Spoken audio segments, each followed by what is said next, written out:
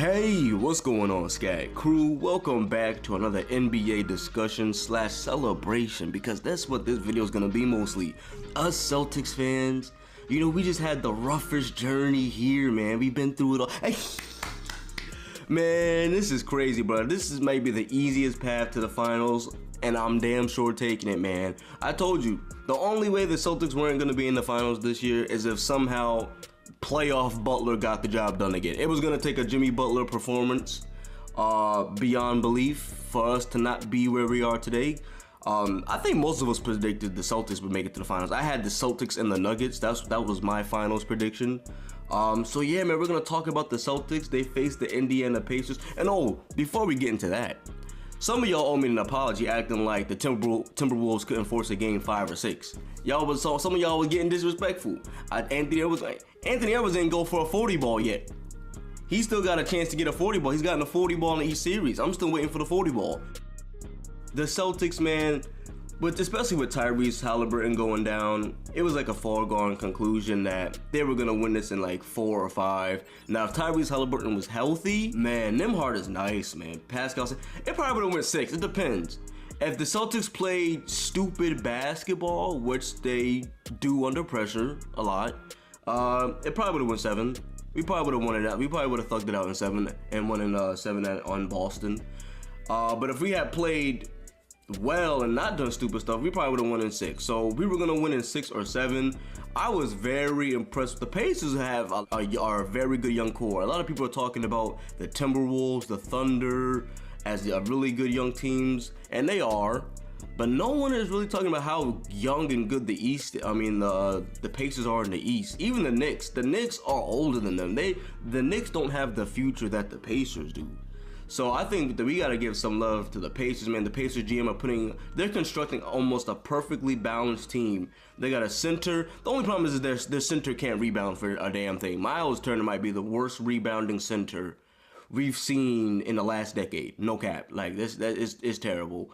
But besides that, not having like a consistent rebounder at the 5, man, they got playmaking, shooting, hustle players, 3-point shooters, 3-and-D players. They got young players, middle-aged players, players who are closer to 30 that's already been playoff proven and that are champions, like Pascal Siakam. You got TJ McConnell, man. So they do have a good core, and it looks like they're headed in the right direction. They just need to get another center, and they probably just need one more guy who can put up like 15 off the bench. I know I always say if this team had Malik Monk, they would be. It feels like there's like 8 teams who, if they had like a Malik Monk type of player, they could get over the hump. But they don't, because there's only one Malik Monk, and he's in Sacramento.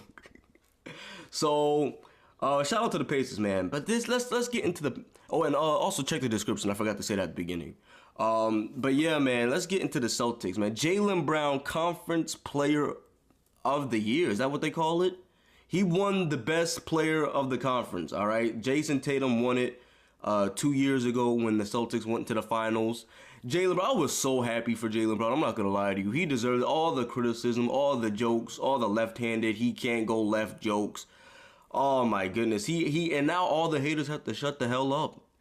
You know what's crazy? I was one of those people from like 2 or 3 years ago who now this might still be wrong. We might regret it, but I was one of those players that when KD was in trade talks with the Celtics and they were thinking about trading Jaylen Brown for KD, I was like, hell no. Not because KD's not good, not because KD's not better than Jaylen Brown, but for one, KD always leaves. So even if we did win a championship, we would have probably just won 1.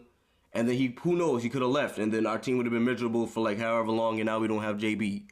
But I wanted to build a dynasty. I wanted us to build something like the Warriors did, like the Spurs did, like Miami did. Well, not really like Miami did, because, you know, there's a lot of free agent signings. I wanted it to be a homegrown thing, like a dynasty, a real homegrown dynasty. I wanted JB and Jason Tatum to win 2 to 3 rings together in their career and stay in Boston for 15 to 20 years and break all the records, or most of them at least. That's what I wanted to see. And then they re-signed Jaylen Brown to that max contract for like 5 or 7 years, however many years it is. But he's getting paid like $300 million or something like that. The biggest, I know it's the biggest contract actively in the NBA. But that's how it works with contracts, man. As soon as a certain time period passes, the contracts get bigger, man. That's what it is. That's how it works. So I always knew that we were gonna have to pay Jaylen Brown. A lot of people felt that we overpaid. No, we had to keep him because who else would we have gotten? If anything, we would have just replaced him with somebody who's just not as good. So I mean, like, unless you were planning on getting like Anthony Edwards or Shea, I mean, like, who else would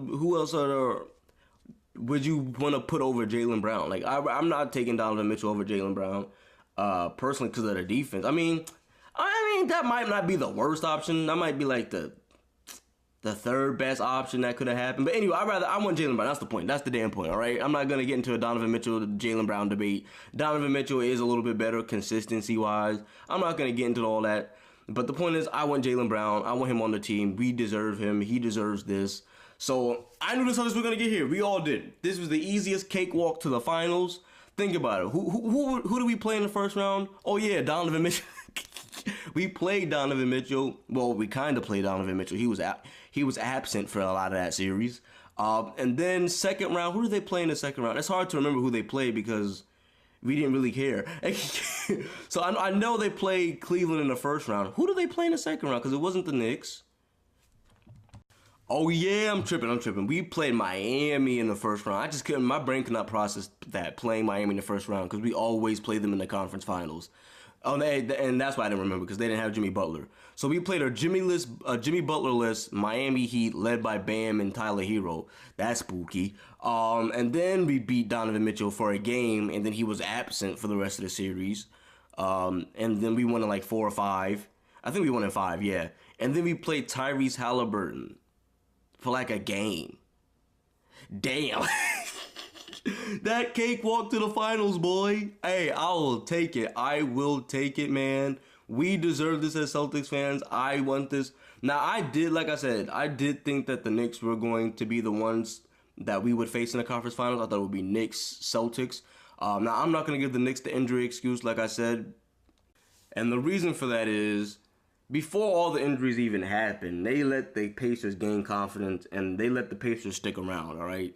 So even before they all got injured, it was their fault for not closing games off and finishing them off, man. They let the Pacers stick around, to let them gain a little confidence and momentum, and then they got flooded with injuries. So that's on them. But yeah, going back to the Timberwolves real quickly for a last second. Now, I also will drop either a Madden or a 2K video, and then I'm going to do the game 4 reaction. The Timberwolves did win a close game. Anthony Edwards was guarding Luka. I think Luka, they said, shot 5 for 15 when Ant was guarding him. It did not feel like that. It felt like Luka was like not kicking his ass, but it didn't feel like he was getting held 5 for 15. I'll say that. There was this like step back 3 Luka made, and Anthony Edwards faced and started shaking his head like, "Oh, this guy can't guard me." And then like a possession or two later, Luka was trying to post up Ant. Like I was saying, he would try to, but he's not Jaden McDaniels. And Anthony Edwards played phenomenal defense on that post fadeaway. It was like on the right wing, I think. Not the right wing, but like the post on the right side. It was a good look too, but Anthony played as good as possible defense in the post as you could. And that was what I was saying, that Kyrie should guard. Jaden McDaniels should guard Kyrie, and Luka should be guarded by Ant. I was saying that since game 1 off rip, and now they're doing that. And Luka's worst shooting night happened when the Ant was on him. I mean, the facts are the facts. I know people gonna be like, "Hey, you D-riding him." Hey, that's what I didn't even know that. I heard it on on ESPN. I didn't even realize he did that. Like I said, it didn't even feel like it. But yeah, now one thing about my prediction. I did say this was going to be probably a 5 or 6 game series, even when the Timberwolves were down 3-0. Now, I did say the series is over. Even though I said the series would probably get extended for a game or two, I said the series is over. Guess what? The series isn't over. Now, I'm not going to say that they're going to win a game 7 or they're even going to get to a game 7. We'll get there when we get there. Let's see what happens tonight. Because I said this game was a must win. I said this game was going to be an absolute win. I said if they win a game on the road in Dallas, that they will absolutely win Game 5 at home. So I'm expecting a win, but we'll see what happens tonight. I'm not going to get into a Game 7 debate with y'all. I'm not going to say, oh, they're going to force a Game 7. Let's see if they take care of business at home tonight. And then when we get to that Game 6 prediction, we will get to that. Now, I will say this. Anthony Edwards has had a 40 ball in each series. 1 against Phoenix, 2 against Denver. I think if it's not this game, I think next game, Game 6, if we get a Game 6, I think between Game 5 and Game 6, Ant-Man is going for 40. That's just one of my predictions. I got that. I predicted the dunk on Gafford. I predicted that they were going to put Ant-Man on Luka and it would work. I'm predicting this. I'm out. Peace.